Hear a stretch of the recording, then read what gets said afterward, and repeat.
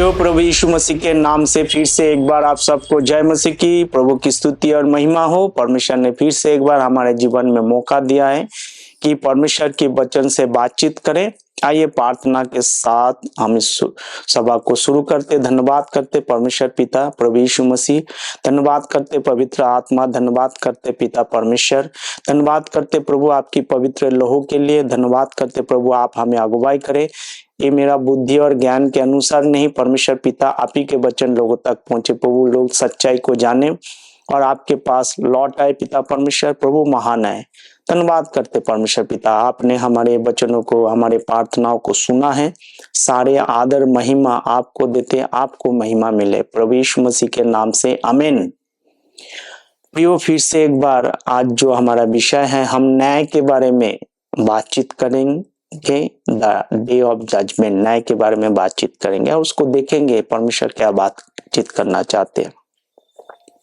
हो तेरी स्तुति और आराधना करता हूँ मैं तुझसे ये प्रार्थना, महिमा से अपनी तू इस जगह को भर, जो भी तू चाहे प्रभु तू यहाँ पे कर।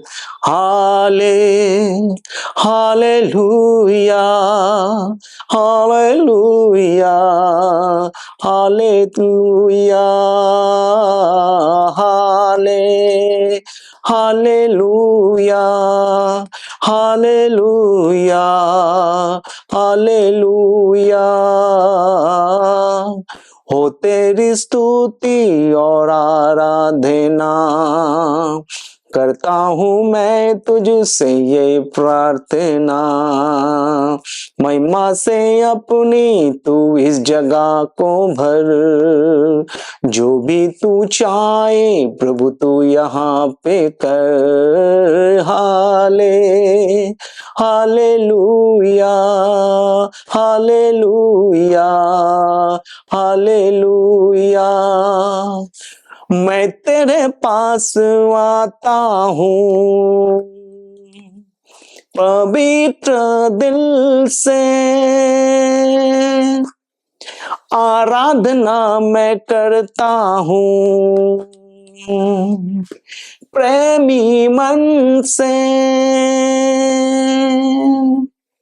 तुझे ढूंढता हुआ, तुझे चाहता हुआ, मुझे खींच ले, मैं दौड़ूंगा मैं दौड़ूंगा मैं दौड़ूंगा, जैसे हिरनी पानी के लिए, प्यासा मैं भी हूँ तेरे लिए, जैसे हिरनी पानी के लिए, प्यासा मैं भी हूँ तेरे लिए। तू चाहिए यीशु मुझको, तू चाहिए यीशु आ मुझसे बात करे, यीशु आ मुझसे बात करे, यीशु आ मुझसे बात करे। Hallelujah, praise the Lord. आइए प्रभु को वचनों को हम पढ़ते हैं, हम निकालेंगे प्रकाशित वाक्यों की पुस्तक, उसकी 14 अध्याय, उसकी 12 से पढ़ेंगे। पवित्र लोगों का धीरज इसी में है जो परमेश्वर की आज्ञाओं को मानते और यीशु पर विश्वास रखते हैं। फिर मैंने स्वर्गों से ये शब्द सुना, लिख, जो मृतक प्रभु में मरते हैं और वो अब से धन्य है।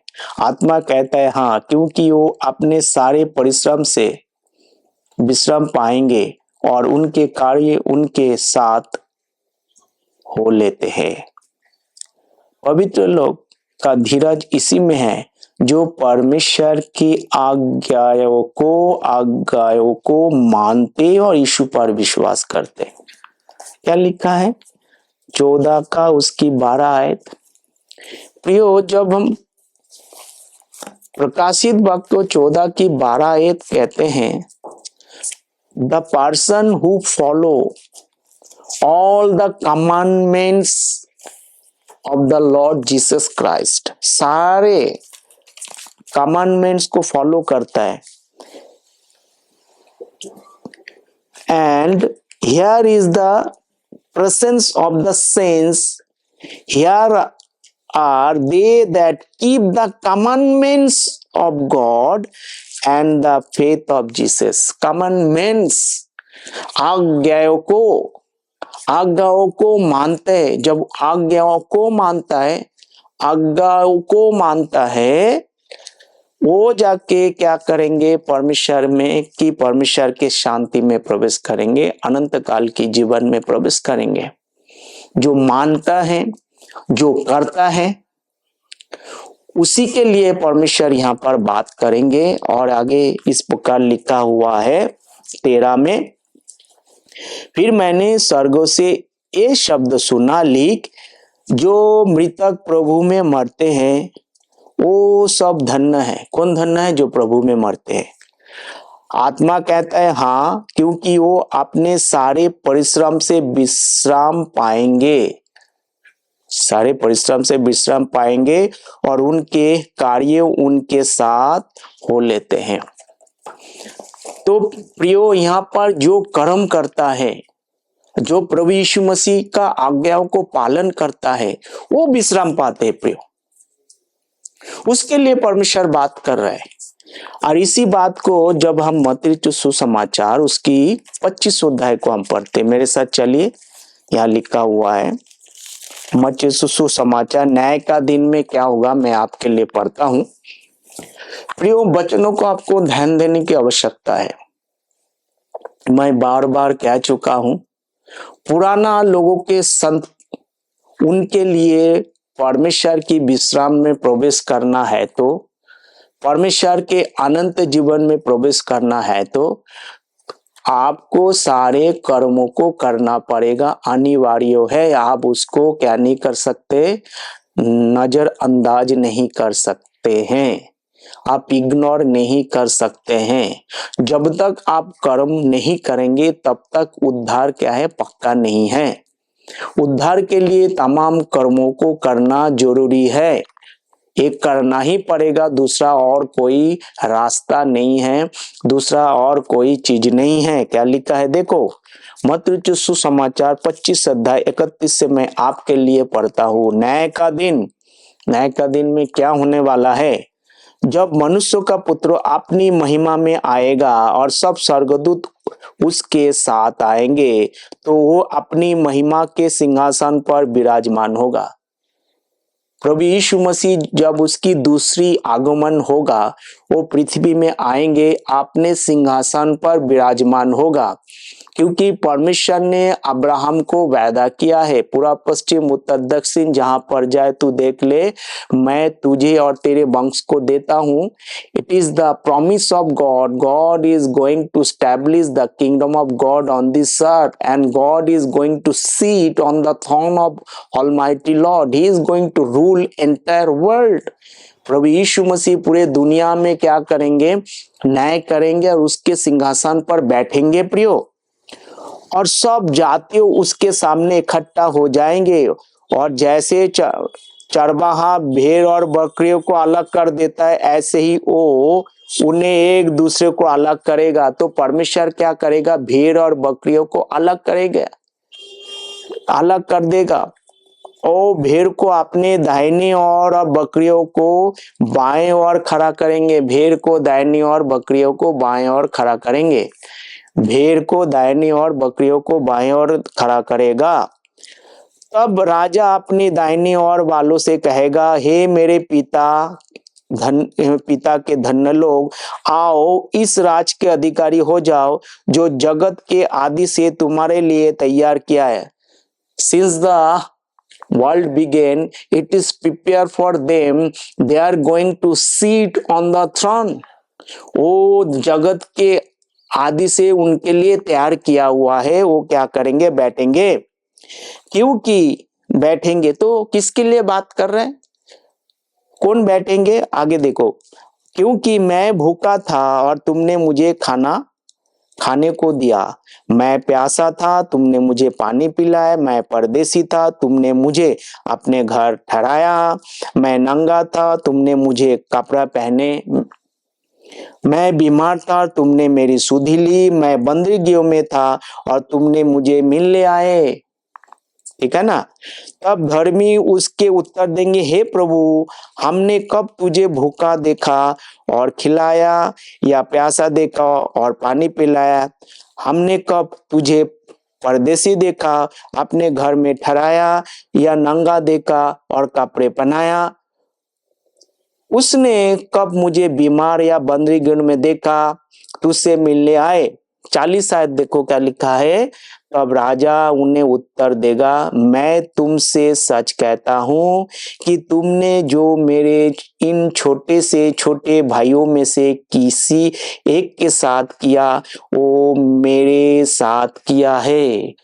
तो यहाँ पर आपको समझ में आ रहा है, वर्क्स बेस्ड साल्वेशन, कार्यों के आधार पर उद्धार, not to inherit the kingdom, sit with the almighty Lord। प्रभु यीशु मसीह के साथ न्याय के सिंहासन में राज करने के लिए आपको ये तमाम कामों को करना पड़ेगा और दूसरा रास्ता नहीं है।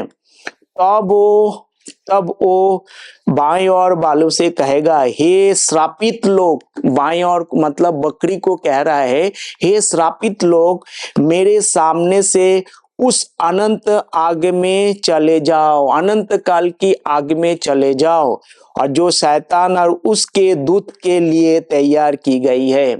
शैतान और उसके दूत के लिए तैयार किया है एक अनंत काल की अग्नि, जिसमें वो हमेशा जलते रहेंगे। क्योंकि मैं भूखा था तुमने मुझे खाने को नहीं दिया। प्रभु क्या कह रहे हैं, राजा क्या कह रहे हैं, मैं भूखा था तुमने मुझे खाने को नहीं दिया, मैं प्यासा था तुमने मुझे पानी को पिलाया, मैं परदेसी था तुमने मुझे अपने घर में नहीं ठहराया, मैं नंगा था तुमने मुझे कपड़े नहीं पहनाए, मैं बीमार और बंदीगृह में था और तुमने मेरी सुधि ना ली। तब ये उत्तर देंगे, हे प्रभु, हमने तुझे कब भूखा, प्यासा, परदेसी, नंगा या बीमार या बंदीगृह में देखा और तेरी सेवा टहल ना की? तब ये उत्तर देगा, मैं तुझसे सच कहता हूं कि तुमने जो इन छोटे से छोटे में से किसी के साथ नहीं किया, वो मेरे साथ भी नहीं किया। The works required to get a chance to sit with a almighty lord the creator, प्रभु यीशु मसीह के साथ सिंहासन में बैठने के लिए कर्मों करना जरूरी है, और ये अनंत दंड भोगेंगे, परंतु धर्मी अनंत जीवन में प्रवेश करेंगे। आप समझ में आ रहा है? कर्म के आधार पर उद्धार है। अगर ये कर्म नहीं करेंगे उसका उद्धार नहीं है। वो क्या करेंगे, है अनंत दंड भोगेंगे जो कर्म नहीं करेंगे, और धर्मी अनंत जीवन में प्रवेश करेंगे। धर्मी कहाँ प्रवेश करेंगे? अनंत जीवन में, जो कर्म करेंगे। क्या पौलुस इस बात को बता रहा है क्या? परमेश्वर ने, प्रभु यीशु मसीह ने किसको ठहराया? मूसा को ठहराया कि इस्राएलों को मिस्र से बाहर निकल गया। प्रभु यीशु मसीह ने अब्राहम को ठहराया, प्रभु यीशु मसीह ने दाऊद राजा को ठहराया, प्रभु यीशु मसीह ने सुलेमान को ठहराया, प्रभु यीशु मसीह ने तमाम उस 12 चेलों को चुना है। प्रभु यीशु मसीह ने एलिजा को ठहराया ताकि उनके ऊपर भविष्यवाणी करें। प्रभु यीशु मसीह ने न्यायाधीश बनाया है उनके लिए न्याय करने के लिए। प्रभु यीशु मसीह ने पौलुस को चुना है। पौलुस क्या कह रहे हैं अभी प्रियो, उस बात को आपको समझने की जरूरी है। यहां पर जो कोई कर्म नहीं करेगा उसके लिए परमेश्वर के लिए दरवाजा बंद है। परंतु जब हम तीतुस की पुस्तक को हम पढ़ते, देखो क्या लिखा है तीतुस उसकी 3:5 में। तीतुस उसकी 3:5 में जब लिखा हुआ इस बात को यहाँ पर क्लियर करते हैं परमेश्वर, ये कर्म के आधार पर नहीं प्रियो, मैं बार बार चिल्ला चिल्ला के आप सबको बता रहा हूं। तो उसने हमारा उद्धार किया, वहां पर इंतजार कर रहे उद्धार के लिए, और ये धर्म के कामों के कारण नहीं। वहां पर धर्म के काम हो रहा है, नहीं हो रहा है, हो रहा है। लोगों को खिलाना पड़ता है, वस्त्र पहनाना पड़ता है, ठीक है ना, बंदी गृह में जाना पड़ता है, बीमारी को सुधि लेना होता है, पानी पिलाना पड़ता है, कपड़ा देना होता है, कर्म करना पड़ता है, तब जाके परमेश्वर उसको क्या बोलता है, इस घर में आज उद्धार आया। यहाँ पर क्या कहते हैं, तो उसने हमारा उद्धार किया। कैसे? प्रभु यीशु मसीह ने हमारा उद्धार किया। 4 आयत से पढ़ते, जब हमारे उद्धारकर्ता परमेश्वर की कृपा और मनुष्यों पर उसका प्रेम प्रकट हुआ, तो उसने हमारा उद्धार किया। परमेश्वर ने प्रकट किया अपने प्रेम को। क्या उसका प्रेम का क्या है? वो प्रेम है उद्धार। परमेश्वर का प्रेम का नाम ही है उद्धार। वो हमारा उद्धार किया, और ये धर्म के कामों के कारण नहीं।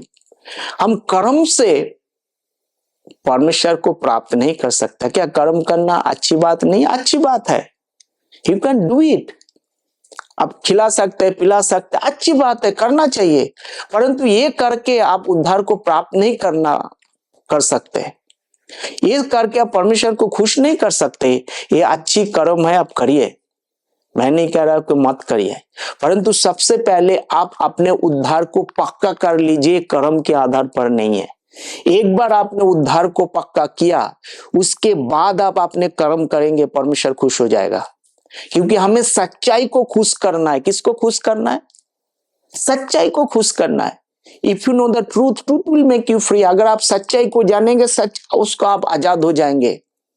सच्चाई क्या है? One who speak the truth he declares the righteousness. जो सच बोलता है, धार्मिकता को प्रकट करता है, उसको खुश करना है प्रियो। हम कोई इंसान को खुश नहीं करना है, कोई मनुष्य को खुश नहीं करना है, सच्चाई को खुश करना है। सच्चाई कौन है? परमपिता परमेश्वर है, प्रभु यीशु मसीह है। जमीन और आसमान को बनाने वाला परमेश्वर है, आपको और हमको बनाने वाला परमेश्वर है। उस पर अगर हम विश्वास करते हैं, उस पे चलते हैं, उसको हम खुश करते, परमेश्वर खुश हो जाता है। मैं दोबारा वापस आता हूं। यहाँ पर देखो, यहाँ पर क्या लिखा है, इब्रानी के पुस्तक उसकी 11 का 6 आयत, देखो क्या लिखा है। और विश्वास बिना उसे प्रसन्न करना अनहोना है। उसके पास आने वालों के लिए विश्वास करना जरूरी है, क्योंकि परमेश्वर के पास आने वालों को विश्वास करना चाहिए कि वो है, और आपने खोजने वालों को प्रतिफल देता है। तो विश्वास बिना परमेश्वर को क्या करना? खुश करना अनहोना है। तो कौन है परमेश्वर? वो सच है, true God, living God, almighty God, Jehovah जायरे, king of Kings, Lord of Lord, राजाओं का राजा, प्रभु का प्रभु, सर्वशक्तिमान, दयालु, कृपालु, प्रेमी परमेश्वर। वो सच्चाई है, उसी के पीछे हमें चलना चाहिए। देखो, पूरा बाइबल सच है, मैं नहीं कह रहा कि पूरा बाइबल सच है, पर हम इधर उधर से वचनों को लेकर हम पर और अप्लाई करेंगे तो थोड़ा सा आपको सोचना पड़ेगा, क्योंकि हम दूसरे की पत्रों को किसी ने लिखा है, उसको लेके हम अपने जीवन में लागू नहीं कर सकते प्रिय। तो आगे बढ़ते हैं। नहीं आओ, जो तो उसने हमारा उद्धार किया, ऑलरेडी परमेश्वर ने उद्धार किया, उनको इंतजार करना पड़ रहा है उद्धार के लिए। और ये धर्म के कामों के कारण नहीं। जो कुछ भी हम धर्म के काम करते हैं, परमेश्वर के लिए ग्रहण योग्य नहीं है प्रियो। एक क्लियर कट इंस्ट्रक्शन है परमेश्वर की ओर से, सीधा सीधा संदेश है, चेतावनी है, धर्म के कामों से नहीं। आप कितना भी धर्म के काम करते रहिए, लोगों को खिलाते रहिए, पिलाते रहिए, कुछ भी करते रहिए, आप सारे अच्छे काम करते रहिए, इससे परमेश्वर खुश नहीं होता है। विश्वास करेंगे तो प्रभु पर, उस पर भरोसा करेंगे तो on the spot, instantaneously God will going to send the salvation to you. It is not by your works, it is finished. Who has done? प्रभु ने अपना तमाम उद्धार की काम को पूरा किया है, आपने नहीं किया। जो हमने आप किए हैं, क्या कहते हैं, जो हमने आप किए हैं, नहीं, धर्म जो हमने किया नहीं, पर अपनी दया के अनुसार नए जन्म के स्नान और पवित्र आत्मा के हम नया बनाने के द्वारा हुआ।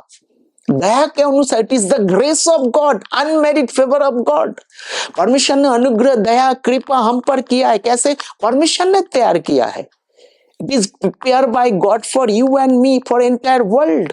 They have to have the keep faith on him. प्रभु यीशु मसीह पर अपने विश्वास को रखना है.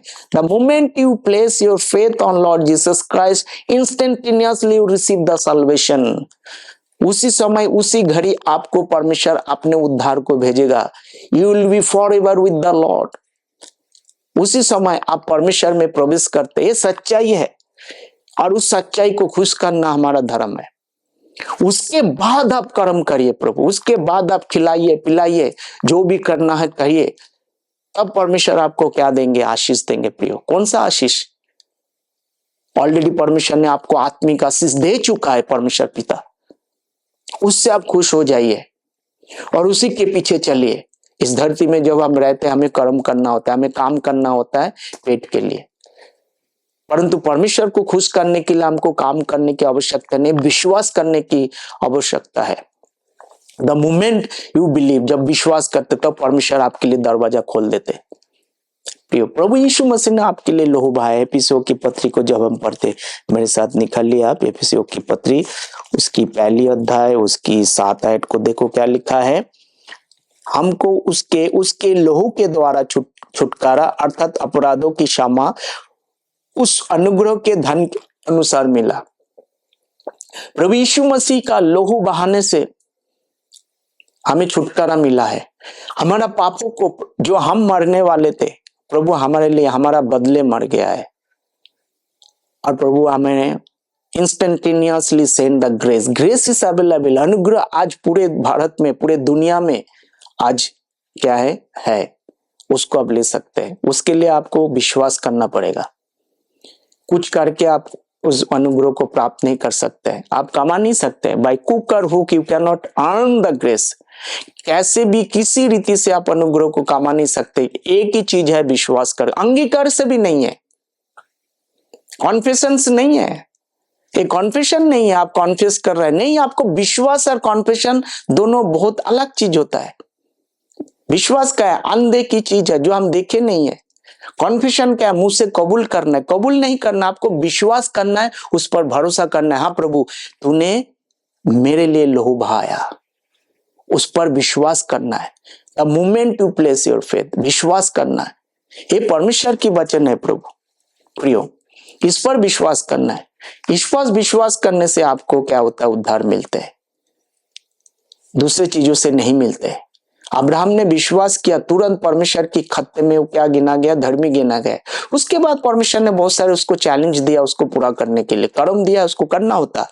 क्योंकि पुराना नियम के संत लोगों को विश्वास के द्वारा, कर्म के द्वारा, आज्ञाकारिता के द्वारा, कानून को पालन के द्वारा उसको उद्धार मिलता है. तब परमेश्वर अनुग्रह देते हैं.